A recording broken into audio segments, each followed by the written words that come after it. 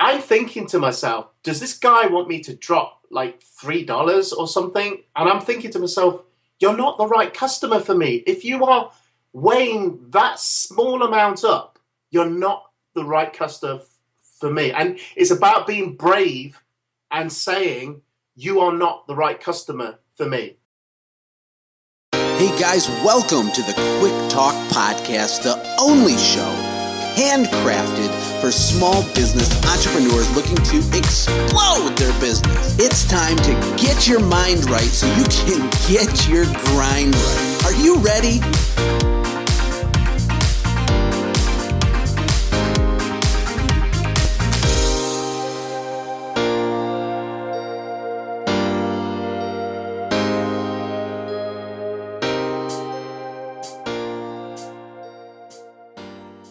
Hey everybody, thank you for joining me here on the Quick Talk Podcast. My name is Joshua Latimer, and you guys already know, because I say it every time, but my job is to bring you actionable insights from some of the small business success stories all over the world. Today I'm joined by my friend from the United Kingdom, all the way across the Atlantic, Lee Burbidge, and there's a good chance many of you know who he is, because he's definitely internet famous. He's got a successful YouTube channel, he's all over the place online, he's a media guy, but he started as a cleaning business back in 1999. He's also the founder and editor of Window Cleaning Magazine, which is a very popular, the most popular cleaning magazine in our industry in the world. And there's 10 to 15,000 cleaners reading this thing every month. He's an influencer. He's a good guy, and he's my friend. Lee, how are you? How are you doing over there?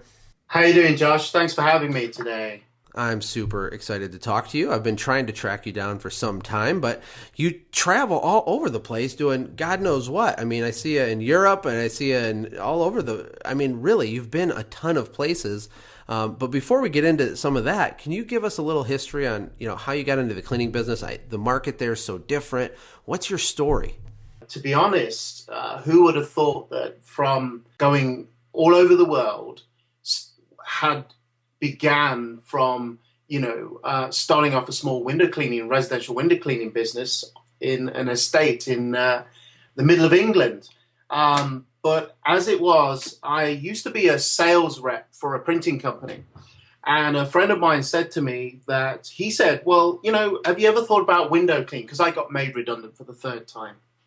And I said, well, no, dude, I used to have a company car the other week and so forth. And I didn't give it that much thought, but my friend pressed me and we decided to go and, practice window cleaning with another friend who had a window cleaning business. And it suddenly dawned on me that perhaps growing a window cleaning business was probably where it was at for me. For my friend, what he wanted full-time pay for half the work. And that was his goal. He wanted to go surfing, that type of thing. And I didn't know what I wanted to begin with. But as I practiced and grew my business, I knew that I wanted to create a business with people in it. I wanted to earn money off scaling up, really. And my friend, Philip Mulligan, my friend was called Phil, he used to, because it's about vision as well. It's taking that vision and imagining where you want to be. I always used to think about having multiple vans and multiple staff. And my friend who I started the window cleaning business off used to mock me. And he said, oh, you think you're going to be this big and that big, and and it would put me off a little bit to a certain degree. In the early days, we split apart, and then we split the business, and I started to grow my business, and I felt like I needed to prove something to this guy as well. And I remember that at the beginning we started with £60, so like $90, $100 a month. That's all the customers we had. And we grew it to an extent where we split the business up. I started doing marketing, thinking about how I could get more customers. And I remember ringing my old friend up saying, hey, I just beat my target this month. It's 20,000. then a few months I was going, it's 30,000, it's 40,000, it's 50,000. It was going 100, 200, 300. It was exploding. Yes. And this guy is probably eating his hat right now. But, you know, he dropped out of window cleaning shortly after that anyway. And he went into like a plastering job and so forth. So, and when I look at him now, he is self-employed, doing, sort of doing this plastering job, but he doesn't have a business that he can build on and grow and sell. It's almost, he's put himself in a position of a job. He's created himself a job, which is, you know, I can't take that away from him. He's self-sufficient. He's probably doing what he originally wanted to do in the first place, and that's like, you know, sort of get full-time money for half the time invested. You know, he's probably happy with that, you know? Absolutely. And you bring up a really good point, because there's nothing wrong with wanting to be what I've been calling them is an artisan. You want to keep it small. You want to keep it simple. Absolutely nothing wrong with that at all. But like you said, whatever your vision is for your company, we need to all move towards that. And we need to move towards it with everything we got. And for you, you had a similar vision to me. You wanted an automated system that could serve you and your family and could become an asset. I mean, for me, making an impact on employees and trying to change their lives as well. And just having a team. I've always been that guy that likes to have a team and thinks big. And whatever the case is, whoever's listening to this, I think the point Lee is making is, you know, they had two different visions for their company that were incompatible with each other. So they parted ways, and Lee, you executed on it. And I know you're a humble guy and you don't advertise the fact, but I mean, you built $1 million business in the UK from scratch. And that's an unbelievable feat, because so many people don't understand how big this market is and what's possible if you just, you know, move from step 1 to step 2 to step 3 and you put those systems into place. And speaking of that, you know, what are some of the differences over there? I know you didn't just do window cleaning, you did some office cleaning too, but in general, there's differences with the way that you guys, you know, do stuff there compared to here in the States. Yeah. You know, I'll tell you this, right? And you've got to be really happy about this, Josh. I know from my surveys and my data and through my knowledge and experience that you US window cleaners earn probably 2 to 3 times more than a UK window cleaner. Why is that? Well, the reason is because over in the US, you guys like to spend money. Well, at least your customers do. And also there's the structure is like this. In the US, your window cleaning is less frequent than in the UK.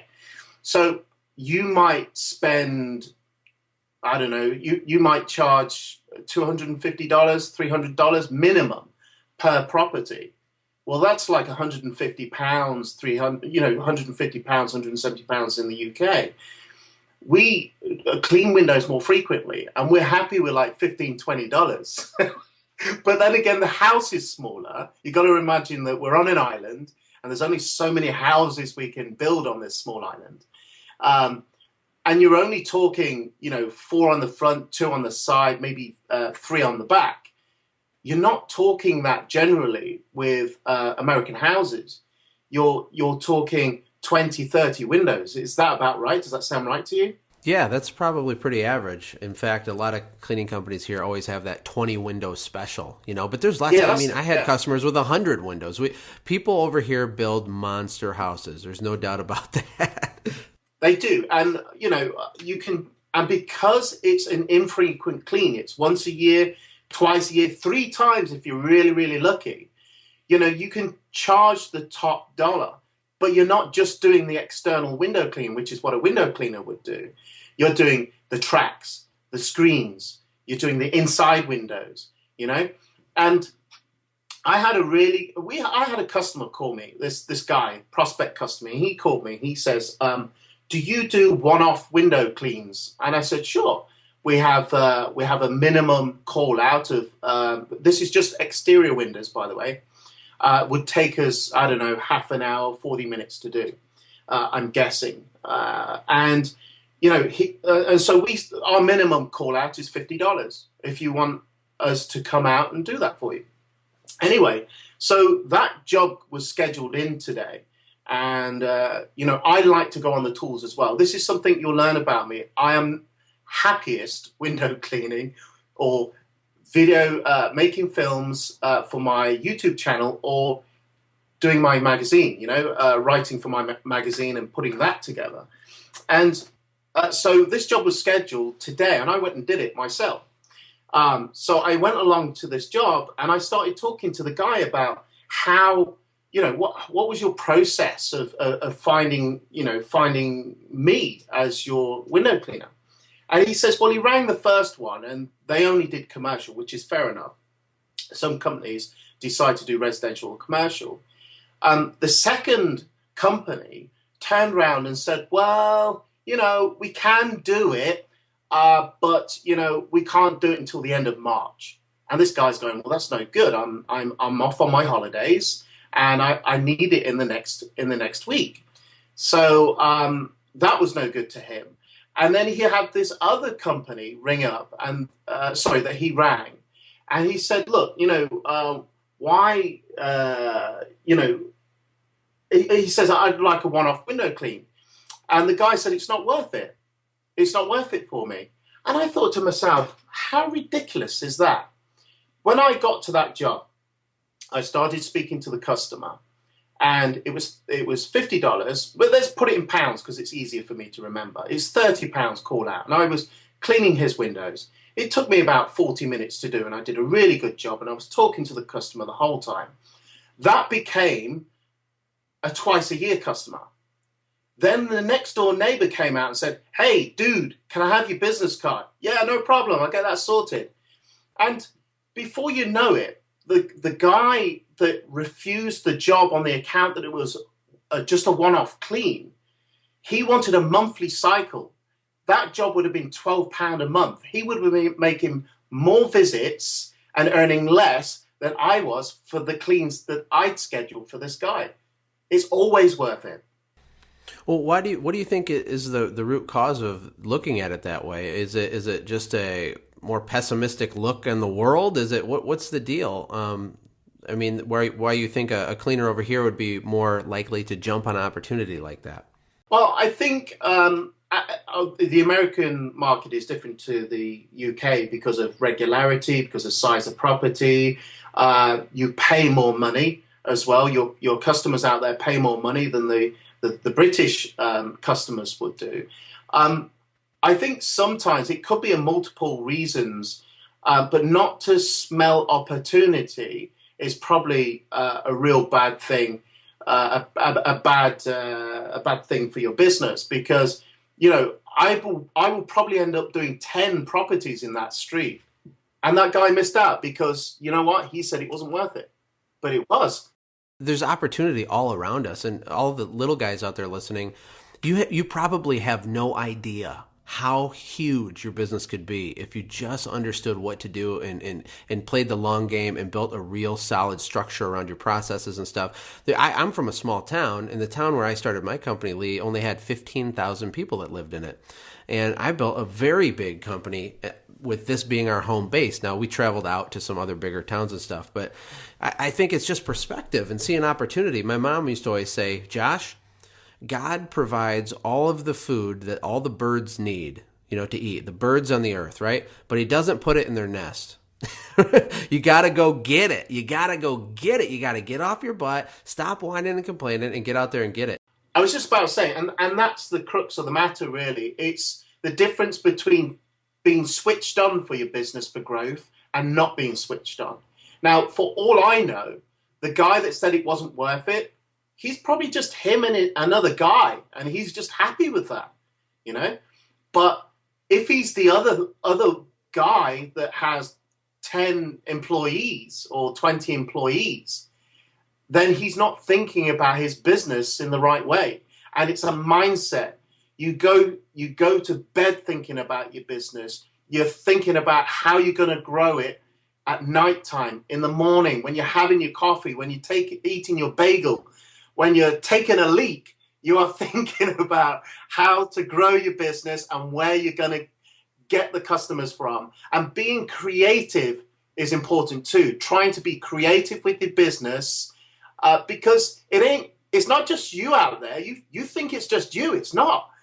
There's like another 100 guys like you, and you have to find what's different, what the people are doing in your area in terms of providing a service, price checking as well. I mean, price is not always an issue, because if you have a quality service, then people are still going to buy.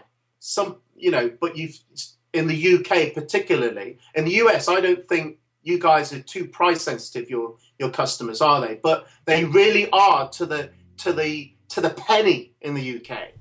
Well, it changes your approach. I mean, the big thing that I teach here with a lot of the people that I work with and people go through my business boot camp is creating what we call perceived value. So we focus on things like the customer experience and the way that the customer feels when they purchase from you. And it's not just about the glass being cleaned. It's about the process. How did you answer the phone? What was the voice inflection? What did you say to them? Why were you different? How were you unique? How did you invoice them? How did you follow up after the job? Some of these things are cultural, but some of them are fundamental human, psychological truths. And if you provide a superior experience to your customer, you're going to be able to demand a higher price because there's a higher level of perceived value. And I think from the few people I do know from the UK, there is more of a disconnect there. I don't think they buy into that idea the same way. I'm not the expert in the UK like that, but I got to believe, Lee, that if you provide a superior customer experience and you're a weird, in a good way, weird, unique, fun, creative company, that, yeah, you clean the window, but you do it better and faster and more unique and it's more fun, you're going to be able to get higher prices, right? Yeah, definitely. And it is all them small things you talk about, Josh, because, for example, here's an idea. We had a new customer who had all their soffits, their white UPVC cleaned, their windows cleaned. It was the first clean of this job. About getting automated means having your scheduling systems, your vehicles tracked so you know where they are, because it is beneficial to your business. It isn't snooping on your employees, and I can give you good reasons for why it's beneficial. For example, this is one of them. We had this customer booked in. The operative or tech went along, did the job, and I could see within 5 minutes, I left it 5 minutes because I could see him on the map that he'd left the property. I picked up the phone and said, was everything okay for you? I mean, I don't know how many UK companies do that, but I know that the US guys do it more so. Yes, and I'm trying to start a revolution over here to get even more to do it, because I think the big problem with guys is they don't know where to start. It's overwhelming. It's like, because they're out working in the field, they're making the sales, they're answering the phones, they're doing the books, they're doing everything themselves in the beginning. And it can be an overwhelming, intimidating thought to even think about, how do I systemize my business? Where do I start? How do you do it? What does that even mean?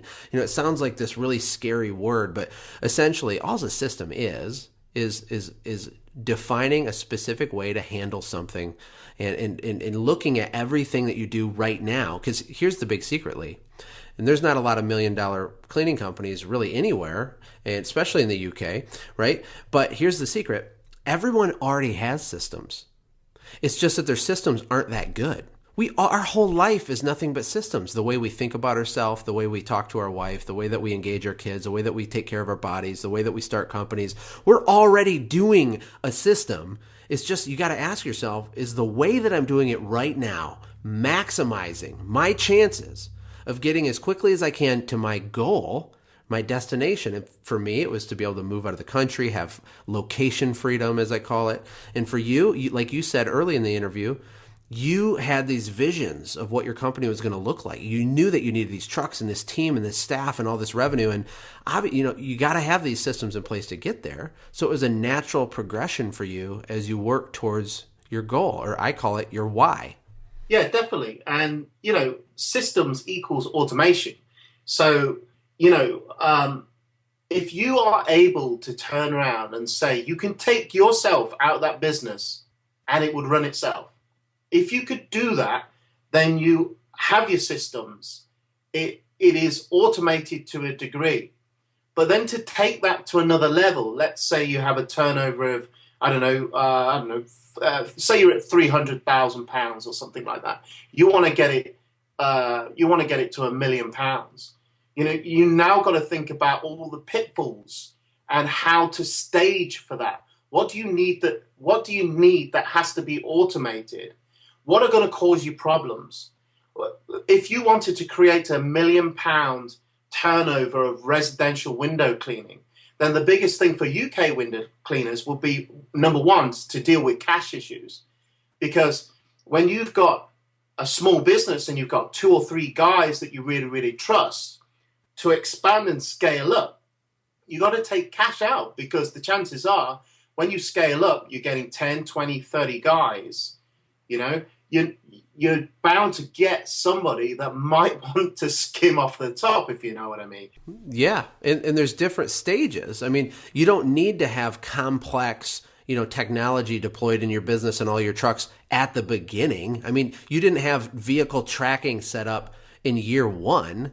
And, it's hard sometimes to understand, the different progressions, what to do now, what to do next, what do you do after that. But the way that you have to look at this to make those decisions on what to do now is, what is your why right now? I break it into sprints for me. I don't know if you do this, but you had your business starting out and you wanted to have, $1 million business, but you have to break that into bite-sized chunks. So maybe the first year you say, I'm obsessed with this. We're going to achieve this. I'm going to have this many guys, this many customers, this much revenue. This is my obsession. This is what I think about when I go to bed. This is what I think about when I take a leak. And then that's your deal. And then you recalibrate the next year and you put the next things in place that you need. Yeah. And I think a lot of people think, well, USP, unique selling point. How different can I be to the other guy? And I think to myself, you got to get creative. I mean, I'll give you an example on our residential window cleaning again. When we pick up a customer, we fully explain everything at the door. And when we do their first clean, we show them a professionally printed slip. And on there, it'll have all the payment details. It'll have our telephone numbers, free phone numbers, all of that. And then on it, we have the window, because don't forget, the UK is maintenance clean. So we don't even have to make an appointment. We just roll up to the house, get our kit out, clean the window, put a slip through the door, and we're gone. That's how we do it. And so what we do is, on the slip that we leave, we write the date, the time, and the initial of the tech, and all the payment details. And what we say to customers is, this information corresponds with the tracking devices in all of our vehicles. And their eyebrows light up, because sometimes customers don't even have the telephone number for their own window cleaner. If they wanted to cancel, I've had it a lot of times before where they said, well, you know what, we want to go with you. We're happy with the price that you've just given us, but we don't have the number. There's no accountability to some of these window cleaners. And in them instances, what I do say to them, I says, right, okay, if you want to go with our services, I'll tell you something that the window cleaner, that you can do to stop that window cleaner from cleaning your windows. Basically, put a sign in the living room window, the bottom window, saying that you've cancelled the service and you don't need their service anymore. They will not be paid. As soon as they see that, they've probably done half the window before they get to it, but they're not going to do because if you can't contact them, you can't cancel them, and you can't move, you'll have 2 window cleaners come into your property, and that's no good. And it's all about accountability. And there is sometimes in the UK this, well, we don't know the window cleaner, we don't know we know he lives over here somewhere. But when we come to the door, it's about trust, and it's about telling them that here's our numbers. This is my cell number if you want it. You can call me anytime. You have any problem, you can call me. If you want something doing, you have a birthday coming up, you call me. And, and giving them that reassurance that, because a lot of UK sort of customers have doubt sometimes. They say, well, you're so quick, window cleaning. We never saw you. Or they get a slip through the door and the window cleaner hasn't cleaned it. These things happen, right? And so the customers are always wary about that. But we secure everything all in that one doorstop. We give them all the information. Well, it's a system, and you're creating a lot of perceived value. So, let's say that you have a price that's slightly higher than the other guy. The other guy rolls up in a beaten down car, and he's kind of wearing regular clothes, and he writes the price on this little junky business card, and he, has the junky equipment. A lot of this stuff is psychological, but if your price is slightly higher, but they get the experience that you just laid out, it's worth it, not because it's not just about price, it's about value, right? So I tell you, Lee, I have a great opportunity for you to buy a car. It's only $5,000. And you say, well, I don't really need a car. And I tell you, well, Lee, you need to buy this car. The point is that you need to know what do you get for that $5,000. So even though $5,000 might be more than you wanted to spend on a car, what if I told you it was a Ferrari, a brand new 2015 Ferrari, right? So obviously, if your service feels to the customer like a Ferrari, and you're slightly more expensive than the guy who feels like a really junky old car, right? They're going to go with you every time because it's a better value. Things with higher prices still can have better value. And people, the right types of customers, buy on value. And we don't want businesses full of customers that only care about the price only anyway. It's about targeting your customers. You have to pick the right customer for your business. Now, in the UK, some window cleaners like dealing with old ladies in their bungalow houses. They're 60, 70, 80, and they always pay cash. They don't use the internet, all of that sort of thing. Now, that sort of customer that's not my customer. I don't want to deal with this cash thing. I don't want that. You can't scale up with that. You're still stuck collecting money. You have to pick the right customer for you. And if we did an estimate for somebody, and we said, look, okay, that's going to be $30. They says, well, we got an estimate for $25, or let's say $28 or something like this, something ridiculous. I'm thinking to myself, does this guy want me to drop like $3 or something? And I'm thinking to myself, you're not the right customer for me. If you are weighing that small amount up, you're not the right customer for me. And it's about being brave and saying you are not the right customer for me. And I've texted somebody that before who tried to do a similar thing, and I said, look, I'm really sorry, but you're not the right customer for my company. And she got a little upset, and I got a little abuse, but I stuck to what my target customer, what I wanted my target customer to be. Yeah, well, sometimes we forget how to say no, and we can't be all things to all people, right? You need to be, I heard this last night on a podcast I was listening to, but we need to be an inch wide and a mile deep in our niche. And what that means is you don't have to be the best commercial in floor cleaning and janitorial and lawn cleanup, and doing all these services for all these different types of people is a recipe for disaster. Instead, you need to be a specialist. And you need to have a certain type of customer that you serve at a very high level. And that's how you maximize the price and the profitability for your business, is by being an inch wide but a mile deep. Serving them at a high level, having all kinds of customer experience things built into your processes. And when you're really small and you're hungry, it's really easy to say yes to everything. I know that I did in the early days. And as an example for our listeners, I'll tell you what our crews were trained to say to people when we'd get a price objection. When we were at the house, my sales manager would say something along the lines of this. And this is off the top of my head. I'm a little rusty, but here goes. If a customer would say, Josh, the other company is $200 and you're $300, this is exactly what we'd say. Mary, I appreciate that. And let me step back 1 minute, Mary, and I want to give you just an overview of kind of how we do business, because we do business a little bit different than everybody else. And I want to make sure that we're a good fit for you. First of all, Mary, we provide a very high level of service. And that's not just the way that we're going to clean for you. It's the way that we answer the phone, the way that our technicians are dressed, the way that they're background checked. They're all adult professionals who are paid a living wage. And, doing business like that, it costs a little bit more. but we feel it's worth it. And that's how we've decided to build our company. And I understand if that's not a perfect fit for you. And you're right. We're not the lowest price, Mary, but we are the best value. And that's why. And that was a script. And it works like a charm because you're just logically laying out, there's a difference between price and value. And you leave it in their hands. You know, they're going to see that you're genuine. They're going to see that perhaps most of the time they're going to see, well, you know, maybe this guy's got something here. Are you looking for a simple way to get more sales, more referrals, and strengthen your customer loyalty? Look no further than sendjim.com. It was handcrafted for you as a powerful tool that will automate your follow-ups after the sale.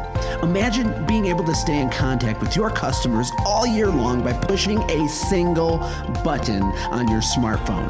This is a space-age warp speed technology, and it will eliminate the chaos inside your business caused by trying to properly follow up with all of your leads and customers. Sign up for a free trial with no credit card required at sendjim.com right now. What are you waiting for? This is really good stuff, Lee. I want to transition a little bit over into the magazine and your YouTube channel because you have a really popular publication. It's done at a high level, just like your business, and it's super, super good quality. The content's great. The design is good. I mean, how in the world, briefly, did you even get into that? And what's the deal with that? Oh, well, I tell you what, I used to be a member of the Federation of Window Cleaners, which is it's a bit like the IWCA in the US, and they had their own magazine called Window Talk. And I used to look at this magazine, and I thought, you know what, I can go for the front cover to the back cover really, really quickly, and it's boring. It's like there's not a lot in it. I want to see product reviews. I want to see glossy pictures of all types of things. I want to see business help. I want to see marketing. I want to see ideas of how I can, put signage on my vehicles, you know. And so what I decided to do is I thought, well, you know, I'm not a writer. I will have a go at writing something. I'm quite creative, so I felt I could do that. And so really the window cleaning, the Window Talk, which is the Federation's magazine, was kind of my practice ground. And I would write all these articles on various things to do with window cleaning. And then one day I bought a branded water-fed pole, and I liked it so much that I wrote a review on it. And I sent it in as my submission to the magazine. And they turned around to me and said, well, we can't accept this. I said, why? They said, because we can't deny that it's an advertisement for the company. Unless you can convince them to take a half-page ad out, we'll think about it. And that kind of rocked my boat. They were right, I suppose, to a certain degree, because they needed revenue. But it kind of put me out because I felt that I knew that people might want to read that type of thing, and I wasn't doing it in any way to advertise the brand. So what I did was I submitted another article and decided I'd do the research to see how I could create a magazine. And I thought, well, the easiest way to do this would be to make it online. And the beauty about it being online was that any hyperlinks or adverts placed within the ad, the reader would just have to click onto it and go straight to whichever website that was linked to. So that worked for, and that started building up readership. You know, I started, I think it was October 2011, was it? Something like that. I did my research. I didn't think there was any other magazine around. I did subscribe to American Window Cleaning magazine. I think that used to cost me about $80 or something at the time. I found that the articles were a bit generic in the American Window Cleaning magazine, but it just wasn't giving me that oomph, you know, that sort of glossy magazine feel of, wow, this is something I really want to keep, you know. And so, you know, and I did my research, and then I realized that Chris Lamanides had Window Cleaning Business Owner magazine. He just brought 2 issues out or 3 issues out before me. I don't know how I overlooked all this. I reached out immediately to Chris, and we did some. One of the issues we did a magazine mashup as well. So it was Window Cleaning Business Owner magazine and Window Cleaning magazine fused together. That was really fun to do. That was. Yeah, I actually read that. I remember when that came out. Yeah, and so this month, January, February 2016, we have the first available printed issue for anybody that wants to read the magazine at work and throw it on the dash when they're finished. And to come this far and to believe, you know what, Josh? I started out on a council estate, right? I started out on a council estate, and I had the cleanest back door in the estate when I was practicing window cleaning. I used to do the straight pulls. That's how I started out, right? Doing the straight pulls. There's nothing wrong with straight pulls, nothing at all. And that's how I would do them. And you remember the story about Philip Mulligan and starting my business up with the other guy, my friend? Well, he used to do it the same way. And to get more experience, I fibbed. I lied. I saw an advert for window cleaner, and I made out to the guy, I've been window cleaning for years and years, and I'm really professional. And it was a good hourly rate he was going to pay. And I went along to this job, and I remember the first house residential property we went to, his ladder was at the side of me, and I started this side door which had glass in it, and I started doing straight pulls. He was halfway up the ladder, then came back down and said, "You're not," in colourful language, "doing it that way." And quite quickly, I had to learn to fan there and then on that day. So to come from them humble beginnings of window cleaning, who would have thought that I make a magazine which I enjoy reading myself and putting together, but it also takes me around the world. I get to see like amazing people. Yeah, you travel all over the place. I mean, you shoot a lot of videos in the States, and I'm sure all over different places in Europe. Yeah, for example, we have, I'm doing some filming in Amsterdam at the ISSA Interclean. That will be fun. Steve Blythe of J. Racenstein. We do a segment called Booth Talk, and basically, essentially what it is, we find a booth that's window cleaning related, and we get them to explain any new products they've got. Sometimes we have a host, and that host for the ISSA is going to be Steve Blythe, so we're very grateful for him getting involved in that. And then, of course, there's other companies that just call me out of the blue, and some products I can't even mention right now, but there's stuff coming out of Europe. I've got to make several trips, and some of these products are gonna change things for window cleaners. It's just exciting. I mean, people ask me, what do you do? And if I go to, like a convention or something like that, and I just say I'm a window cleaner. I'm a window cleaner like you, dude. But, that's not to take away the CEO mentality. You could still